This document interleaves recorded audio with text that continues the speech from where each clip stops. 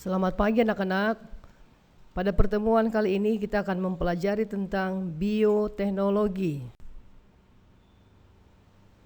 Kompetensi dasar kita yaitu 1. Menerapkan konsep bioteknologi dan perannya dalam kehidupan manusia. 2. Membuat salah satu produk bioteknologi konvensional yang ada di lingkungan sekitar. Tujuan pembelajaran 1. Menjelaskan prinsip dasar bioteknologi dan menjelaskan perbedaan prinsip dasar pengembangan bioteknologi konvensional dan modern. 2. Membuat salah satu produk bioteknologi konvensional. Nah, sebelum kita memasuki pelajaran bioteknologi, mungkin anak-anak pernah mendengar kata bioteknologi. Apa yang kamu ketahui tentang bioteknologi? Kemudian, apa kamu pernah memakan tapai? Bagaimanakah rasanya? Apa saja bahan-bahan yang digunakan untuk membuat tapai? Nanti akan kita pelajari pada bioteknologi. Bioteknologi pertama sekali ditemukan oleh Karl Ereky, seorang insinyur Hongaria pada tahun 1917. Kata bioteknologi berasal dari dua kata, yaitu bio yang berarti makhluk hidup dan teknologi yang berarti cara untuk memproduksi barang atau jasa. Pemanfaatan prinsip-prinsip ilmiah dan teknologi dengan menggunakan sistem hayati atau proses biologi sebagai alat bantu untuk menghasilkan produk, barang, dan jasa bagi kesejahteraan manusia. Selanjutnya, kita lihat kegunaan bioteknologi bagi kehidupan manusia. Yang pertama, bioteknologi pangan. Kita lihat contohnya pada pembuatan tape, pada pembuatan tempe, dan lain sebagainya. Yang kedua, bioteknologi pertanian. Kita lihat pada padi dan pada jagung. Bioteknologi peternakan, yaitu pada sapi. Bioteknologi kesehatan, yaitu dengan dihasilkannya insulin dan antibiotik. Bioteknologi lingkungan, adanya mikroorganisme yang bisa membersihkan lingkungan dari polutan. Bioteknologi forensik, yaitu ditemukannya para pelaku kejahatan dengan menggunakan melalui sidik jari. Bioteknologi dibagi dua, yang pertama bioteknologi konvensional.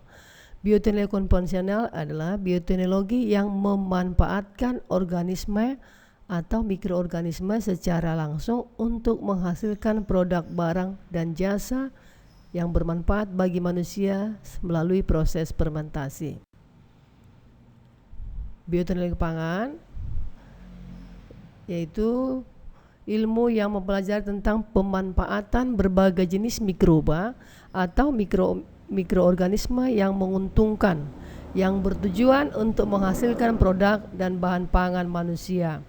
Contoh produk bioteknologi pangan, kita lihat tapai, yogurt, keju, tempe, kecap, dan minuman beralkohol. Yang kedua, bioteknologi modern. Bioteknologi modern merupakan metode bioteknologi yang menggunakan prinsip rekayasa DNA. Metode ini dilakukan dengan cara memodifikasi gen-gen spesifik dan menyisipkannya pada organisme lain seperti mikroba, hewan, dan tumbuhan. Bioteknologi pertanian. Bioteknologi pertanian dilakukan dengan menerapkan teknik rekayasa genetika. Bioteknologi pertanian itu adalah merupakan bioteknologi modern. Tanaman transgenik yang lain telah dikembangkan, contohnya adalah beras yang mengandung zat besi dan vitamin A. Lihat perbedaannya, beras kemudian menghasilkan golden rice. Kemudian bioteknologi peternakan. Bioteknologi peternakan biasanya digunakan untuk menemukan jenis penyakit yang menyerang hewan tertentu dan cara penanggulangannya. Namun saat ini telah digunakan untuk keperluan bidang peternakan, misalnya meningkatkan produk susu.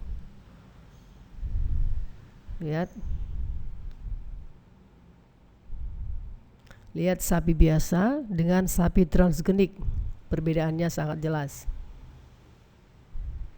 Peningkatan produksi susu dilakukan dengan cara memproduksi hormon bovin somatropin atau BST yang kemudian disuntikkan pada sapi perah.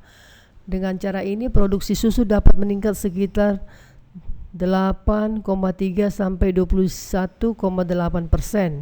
Selain itu, susu yang dihasilkan juga dapat direkayasa sehingga lebih kaya protein dan rendah lemak. Biotenilai kesehatan.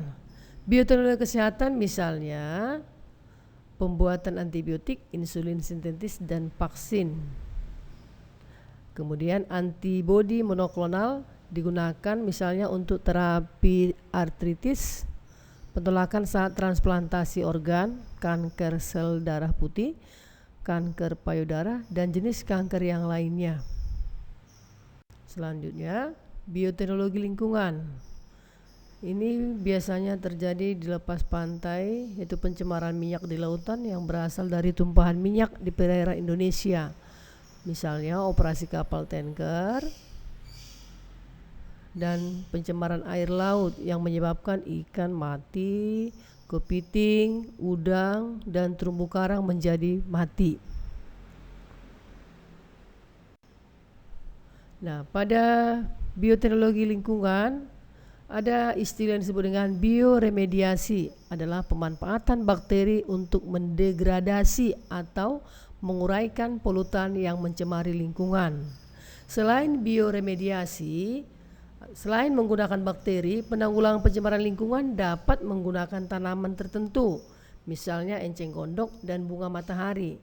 Teknik seperti ini disebut dengan pitoremediasi.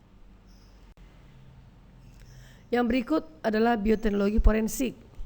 Bioteknologi forensik dilakukan untuk mengetahui atau mengidentifikasi pelaku suatu kejahatan atau tindak kriminal melalui sidik jari atau melalui teknik DNA, fingerprinting atau sidik DNA.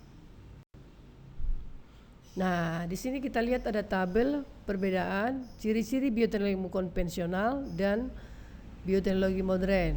Bisa kamu lihat perbedaannya. Kalau pada bioteknologi konvensional menggunakan mikroorganisme utuh secara langsung. Kalau bioteknologi modern menggunakan sebagian bagian dari mikroorganisme berupa DNA atau enzim. Kedua, bioteknologi konvensional, teknik peralatan yang digunakan sangat sederhana.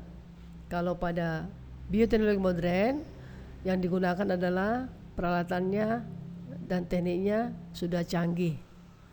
Bioteknologi konvensional, pemanfaatan mikroorganismenya terbatas, sedangkan pada bioteknologi modern, pemanfaatan mikroorganisme ditambah teknologi modern.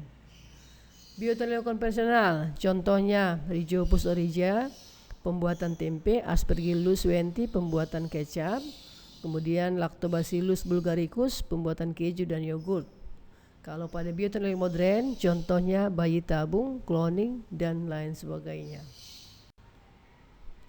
Nah, untuk mengakhiri kegiatan pertemuan kita, boleh kamu selesaikan latihan ini, nak. Yang pertama, jelaskan pengertian dari bioteknologi konvensional. Yang kedua, jelaskan prinsip dasar bioteknologi yang kamu ketahui. Dan yang ketiga, tuliskan mikroorganisme yang digunakan dalam pembuatan tempe. Selamat mengerjakan. Sampai ketemu di pertemuan berikutnya.